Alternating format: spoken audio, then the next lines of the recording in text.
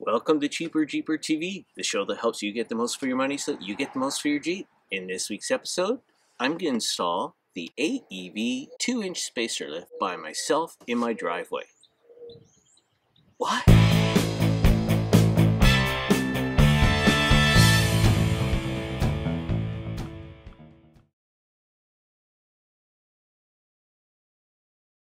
like to give a shout out to my friends at Wellington Motors and Dave Schneider over at Wellington Motors, who's a salesman there, who also happens to be an AEV dealer. Not only that, he's also the president of our local Jeep club. So a special thank you to Dave Schneider and my friends at Wellington Motors. The big question is, why would somebody want to put a spacer lift on their Jeep? Or why would somebody want to lift their Jeep at all? Well, one of the reasons is to fit larger tires, and associated with that is the ability to have more clearance under the Jeep. Now, lifting the Jeep itself might help with the approach angle, the breakover angle, and the departure angle, but really the clearance is limited to the clearance under the axle. So by putting on larger tires, say from going from 32 to 35-inch tires, you'll get more clearance. But a lift doesn't just compose of possibly putting on bigger tires. It more involves the change to some of your suspension components to raise the body of the Jeep. Let's have a look at this. Okay, let's say this is the Jeep we're looking at, and you can see that the fenders host our stock tires quite nicely. But let's say we want to put larger tires on for reasons that we explained earlier, and you can see quite quickly that we will have problems with rubbing and there not being enough space. The solution? Lift the Jeep. A little point about the tires. So let's say you're starting with 32-inch tires and you want to move to 35-inch tires. Well, that's a difference of 3 inches. But hold on, when you mount them to the axle, that's 1.5 inches up in the wheel well and 1.5 inches below the axle, so you only increase your clearance by 1.5 inches.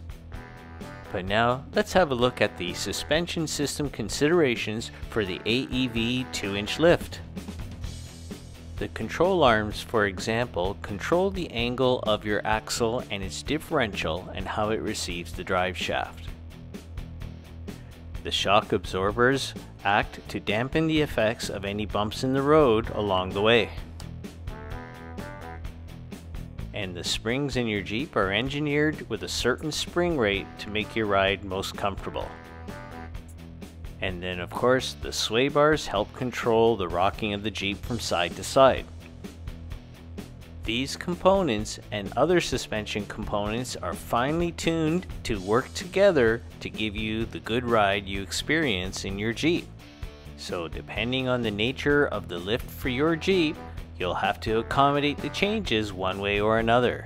Let's have a look and see how AEV does it on their 2-inch lift. AEV did not include correction brackets for the control arms, as they felt that with a 2-inch lift there wasn't a significant change on the control arms length or angles. That remains to be seen, so stick around while I give my review after the install. The AEV lift provides brackets for your front and rear shocks to where they connect to the axle. Because the 2-inch lift will raise your stock shocks off the axle by 2 inches, a bracket is required. This bracket allows you to keep your existing OEM quality shocks and save money on the purchase of the lift. The 2-inch lift also changes where the factory engineered spring is seated, and the kit provides a 2-inch spacer to accommodate this. That way you maintain the spring rate of your OEM springs and save money by not needing to purchase new springs. When you lift your Jeep by 2 inches, your sway bar will become hyperextended. This may cause your links to swing forward and cause a lot of damage.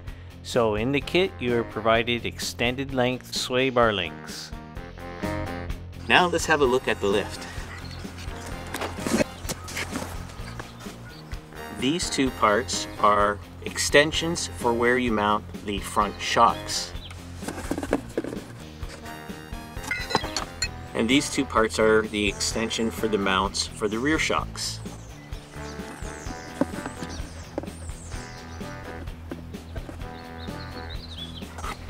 this happens to be the spacer, and because it's got the one nib at the top, this is the spacer that goes above the rear spring. And you'll also notice there's an indexing tab right here that helps you make sure that you have your spring oriented properly. Here I have the spacers for the front springs because I could tell it has the two nibs to help you orient it. You'll also want to make sure that the AEV logo is facing outward. And I know that these are the bump stops for the front, and these are the bump stops for the rear.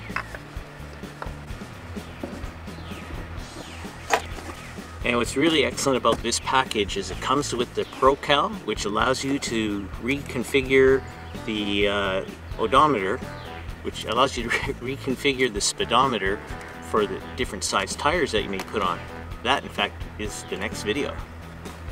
Here. And these are the longer sway bar links.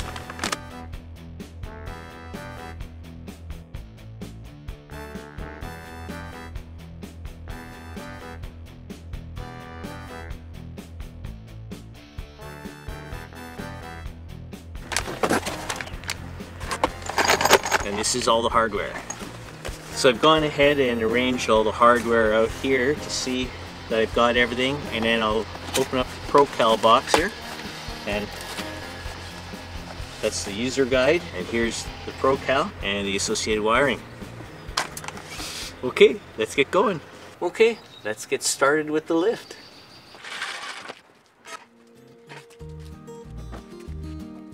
We'll first start by jacking up the rear of the Jeep because we'll work at that end first. I have to admit I'm always worried when I have to jack up the Jeep, especially as high as we have to do it for this task. The trick is to get the Jeep up high enough so that when you remove the tires, you'll be able to droop the rear axle down so you can take the springs out.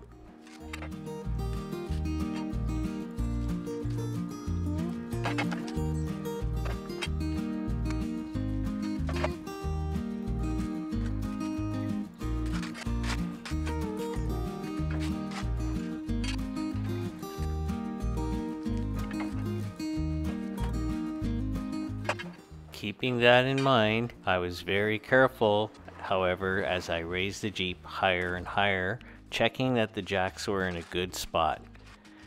And then when I got the Jeep up high enough, I used the jack to rest underneath the rear differential, and I used all 4 of my jack stands under the frame just to be safe.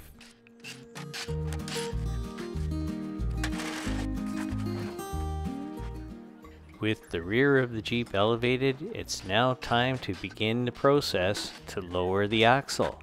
We'll start by loosening the control arm bolts. There are 4 on each side, 2 at the frame and then 2 at the axle. The upper control arm bolt is a 21mm bolt, has a flag nut in the frame, and the lower control arm bolt has a nut on the other side.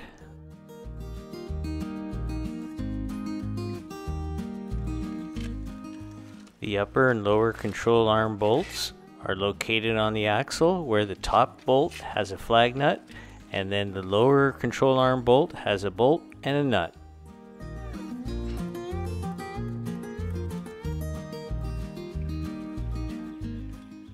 And you'll find the same configuration on the driver's side.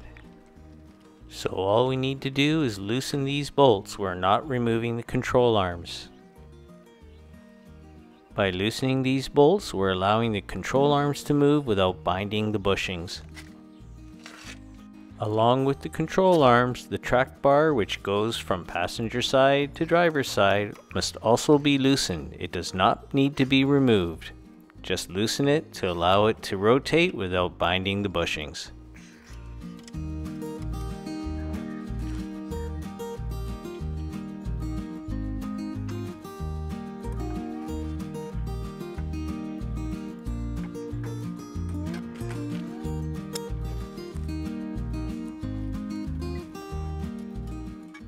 It was a bit of grunt work, but once I got the passenger side done, it was time to go over and do the driver's side. And then once that was done, step 2, which was remove the lower bolts of the shocks. An 18mm socket and wrench were used on both the driver's and passenger side. You'll need the hardware for later, so keep the bolt with the shock so you don't lose it.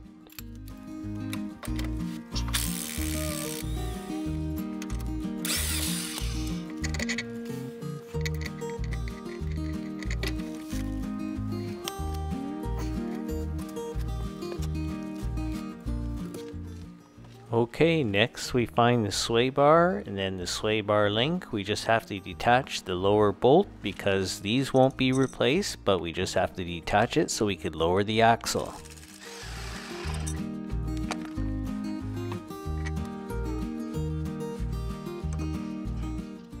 And then just replace the bolt into the bottom of the link so you'll have it to reattach it later. And then simply repeat the process on the driver's side. Remove the 13mm bolt behind the brake that holds on to the brake lines. That's the brake line bracket. By removing the bracket, it'll allow the brake line to flex freely when you lower the axle. After you remove the bolt, put it back in its place so you could use it when you have to reattach it later.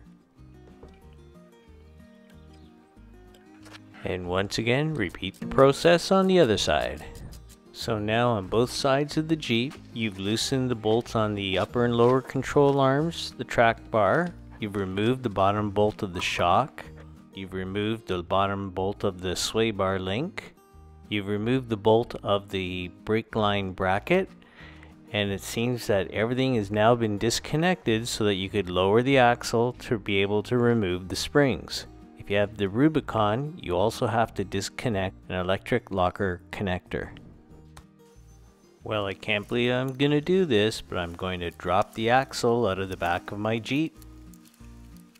So with the axle lowered, we're looking at the perch that the spring sits on here, and as we look up, there's the bucket that the spring has released itself from.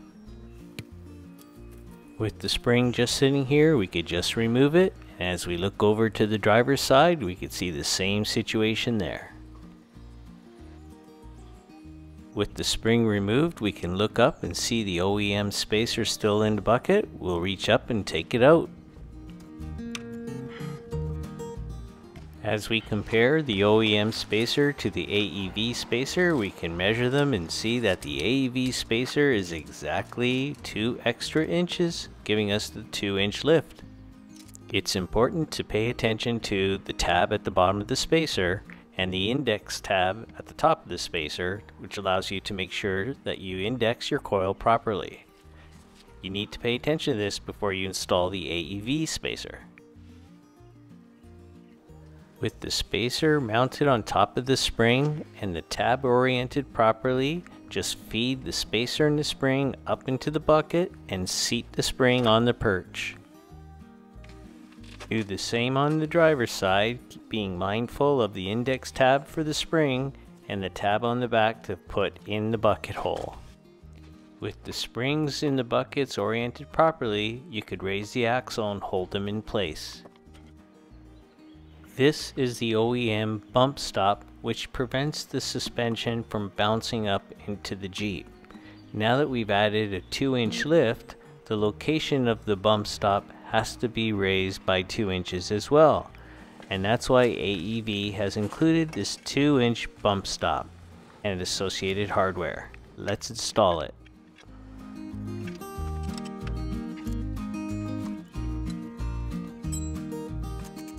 And of course, the same has to happen on the driver's side. As we begin to put everything back together, we'll start by attaching the brake line brackets.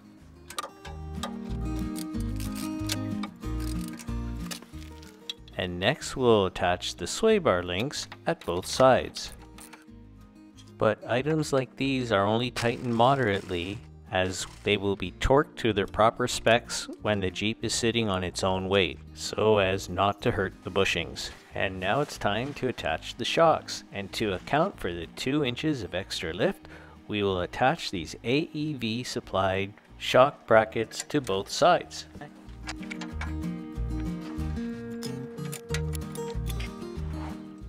And once both sides have been installed, you could start jacking up the axle so that the mounting holes match up with the shocks, and then reinstall the final hardware. But just moderately tighten it for now, as proper torque specs will have to occur when the Jeep is sitting on its own weight. All that remains to happen now in the rear of the Jeep is that the axle should be on its own weight so that I could torque everything down to spec. So what I did for the purpose of filming and ease of access is I rested the axle on jack stands to simulate the Jeep being on its own weight, but without having the tires on the Jeep to block my view. I next used the torque specs provided in this table provided by AEV to torque down all the bolts. I won't show you everything because this video is already going long enough, but I think you get the point.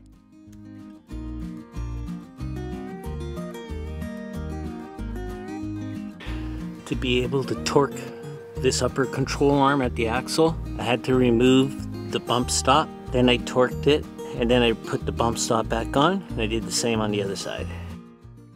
And now that we have that done, it's time to put the tires back on, lower the Jeep, and then start at the front of the Jeep and raise it up to do the second half of the project.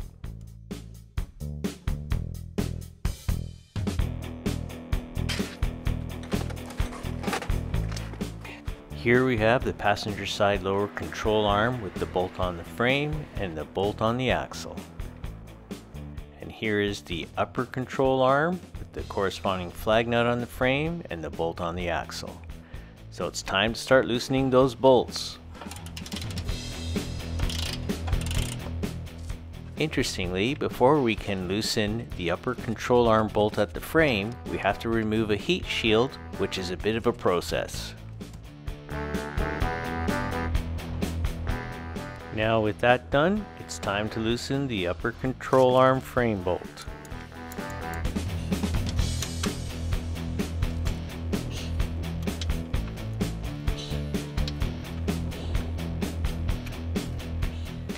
And then loosen the corresponding bolts at the axle. The upper control arm is difficult to reach and can be more easily loosened if you have an extension. And once you're done on the passenger side, repeat the process on the driver's side. Here we are removing the heat shield protecting the upper control arm frame bolt. So now we just go ahead and loosen the bolts at the frame and then loosen the control arm bolts at the axle. And of course, let's not forget about the track bar bolts. Here we are on the driver's side and here we are on the passenger side. And now of course we remove the lower bolts for the two shocks. Here we are on the passenger side and now on the driver's side. Don't forget to keep the hardware nearby so you have it for reattachment later. Now at the front of the Jeep, the sway bar links are removed and will be replaced by the longer extended versions provided by AEV. The passenger side lower sway bar link bolt is held on with a flag nut, so it's easy to remove. But that's not the case on the driver's side, so you'll have to use a wrench on the opposing nut. And don't forget to save the hardware for reattachment of the new sway bar links. Now removing the top sway bar bolt is a little tricky, because you see the nut that you could put a wrench on, but the inside of the bolt must have a hex key to hold it in place while you unscrew the nut. So you would use a wrench to hold on to the nut and then put a ratchet on the hex key to hold the bolt in place. So working together, make sure that the wrench is turning in a counterclockwise direction in order to remove the nut from the bolt. Use this process to remove the sway bar links from both sides. And now before we lower the axle, we want to make sure to disconnect the brake line bracket, which will allow the brake line some flexibility when you're lowering the axle. Do this on the passenger side and then again on the driver's side. And finally, we have to unplug the front axle disconnect, which is located on the axle on the passenger side. Just pull back on the white tab and the plug will be able to be pulled out, but you also have to disconnect the harness from the front axle disconnect so it doesn't get caught when you lower the axle. Rubicon owners will also have their electronic lockers to unplug. So with everything disconnected, the moment of truth has arrived and we're going to lower the front axle. Because the differential is located closer to the driver's side, the axle is lowered on an angle. You just have to push down on the passenger side to free up the spring and remove it. Wow, there's the spring. And there's the bucket where the new spacer will go. And down below here you can see the platform where the bump stop will be placed. You can see here how much easier it was to remove the spring on the driver's side. Make sure you remove the OEM spacers if they didn't come out on their own. And so now it's time to install the spacer, the bump stop, and the spring. Sorry to have blocked the view, but I'll give you a good shot in a minute. So there you see the spacer mounted at the top of the spring, oriented properly, and as you go down the spring you can see the bump stop that's held in suspension with a wire, and then the spring sitting on the perch. The bump stop is held in place with a wire to allow me to keep it in the spring so I could put the bump stop on top of the perch on which to bolt it. Behind the perch on the passenger side is a bracket. By removing that, you will have access to the underside of the perch on which to hold the nut to secure the bolt for the bump stop.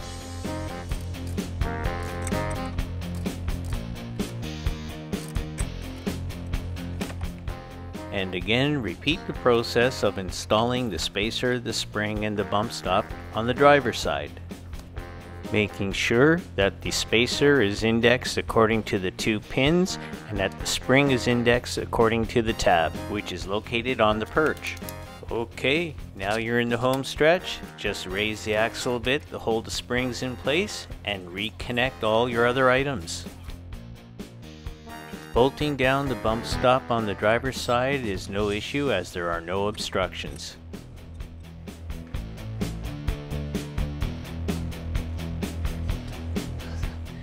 Next it's time to add on the shock bracket extensions.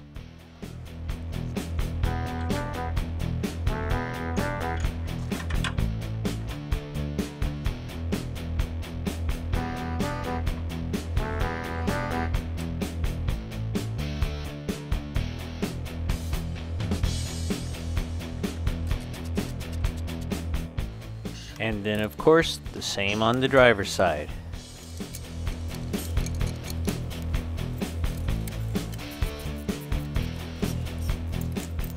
And once those are on, it's time to connect the brackets to the shocks. You do this by raising the axle so that the bracket holes meet up with the shock holes. Once you've done that, install the shock bolts and tighten them mildly. You'll be torquing them properly when the Jeep is on its own weight. Next, we reattach the brake line brackets on the passenger side and then on the driver's side. You then plug back in your front axle disconnect and its corresponding wire harness.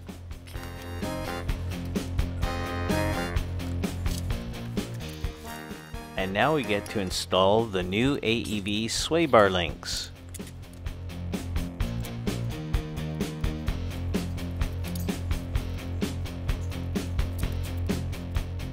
Just mildly tighten the bolts now, as proper torquing of the bolts will occur when the axle is sitting on its own weight. And of course, do the same on the driver's side. And now with everything connected and the weight of the Jeep lowered onto the axle, it's now time to torque all our nuts and bolts to spec.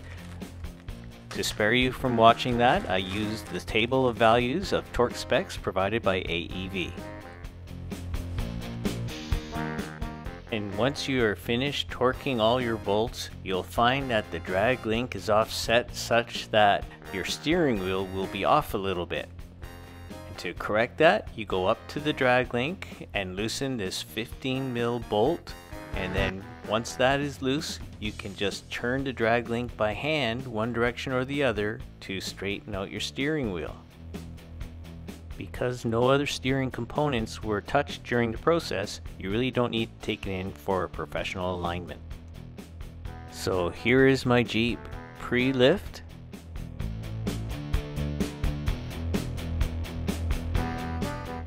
And here is my Jeep post-lift.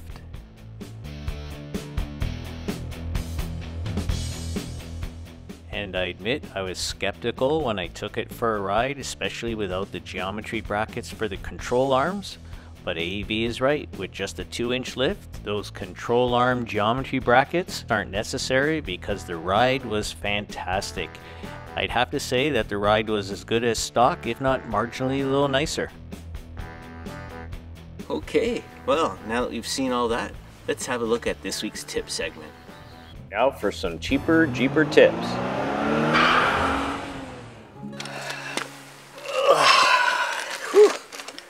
That was a job and a half. Well, a couple tips after this install. For sure, make sure you have a breaker bar, and critically necessary is a torque wrench. Now, it wasn't possible for me to actually crank down the lower front control arms to 190 foot-pounds. So my tip on that would be to take it to a garage and have a mechanic do it for you, because you do want to make sure that all of those suspension components are torqued to the correct specs, or you may cause some premature wear or failure of some parts.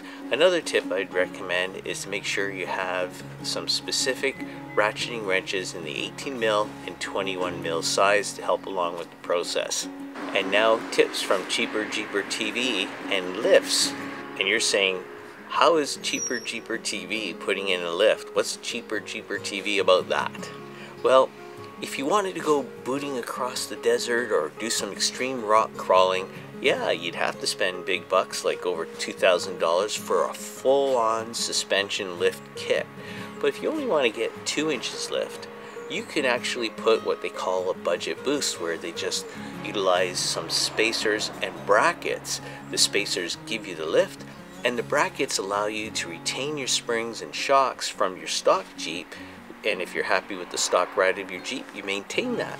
So those of us in the Cheaper Jeeper TV community who are on road most of the time, we maintain our stock ride, but because of the boost or the lift and the acquisition of bigger tires, which you were going to get anyway, you now have a little bit advantage when you're off-road due to the lift and the larger tires.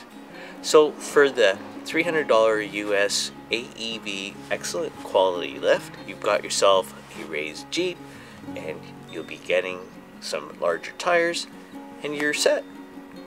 So I hope you enjoyed all that. If you found it interesting or helpful, please remember to give the video a thumbs up and share it with somebody else you think that might be interested. And if you haven't subscribed already, you may want to do that and click the alert bell so you don't miss our next video, where we're going to be throwing on larger tires. So with all that being said, let's now hear what our subscribers have to say. And now for subscribers tips. This week's subscriber tip comes from our Who Needs a Winch video. Hey Cheaper Jeeper TV, I've wheeled for 15 years and grew up in Maine where mud season is real, and I've never owned a winch, but I've done a lot of heavy work with a come along, and lockers help a lot. Great video, also love the leave it better than you found it sentiment. Signed, Ian. Hey Ian, thank you very much for your subscriber tip. The come along will do the same job as the jack at pulling the Jeep out of a hole, and it doesn't take as much space, so that's a pretty good suggestion. And if you have any subscriber tips that you'd like to share, please feel free to leave them in the comments section below, as it may make it into our subsequent videos. Thank you very much. Hey, that's it for this week's episode of Cheaper Jeeper TV. I hope you found it interesting. Until the next time, be well, stay safe, take care.